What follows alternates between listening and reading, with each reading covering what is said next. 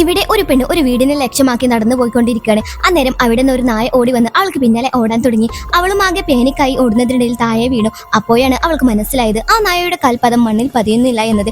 ആകെ കൺഫ്യൂഷനായി അവൾ ആ നായയെ തൊട്ടു നോക്കിയപ്പോൾ ശരിക്കും അതൊരു നായയല്ല, വെറും ഇല്യൂഷൻ ആയിരുന്നു. അതിനുശേഷം അവൾ ഭയങ്കര ധൈര്യത്തോടു കൂടി ആ വീടിന്റെ കതക് മുട്ടി. അന്നേരം ആരോ അവളെ ഡോറിന്മേലുള്ള ക്യാമറയിലൂടെ അവളെ വാച്ച് ചെയ്യുന്നുണ്ടായിരുന്നു. അന്നേരം അവൾ ക്യാമറയ്ക്ക് നേരെ അവളുടെ കയ്യിലുണ്ടായിരുന്ന ബാഡ്ജ് കാണിച്ചതും അടുത്ത സെക്കൻഡിൽ ആരോ അവളെ ഷൂട്ട് ചെയ്യുകയും അവൾ അവിടുന്ന് പറന്ന് തെറിച്ചു വീഴുകയും ചെയ്തു. ശേഷം ആ വീട്ടിൽ നിന്നും ഒരുത്തന് പുറത്തു വരികയും നിങ്ങൾ ആരും ഇങ്ങോട്ട് വരാൻ പാടില്ല എന്നും പറഞ്ഞ് അവളെ അവിടെ നിന്നും പറഞ്ഞയച്ചു.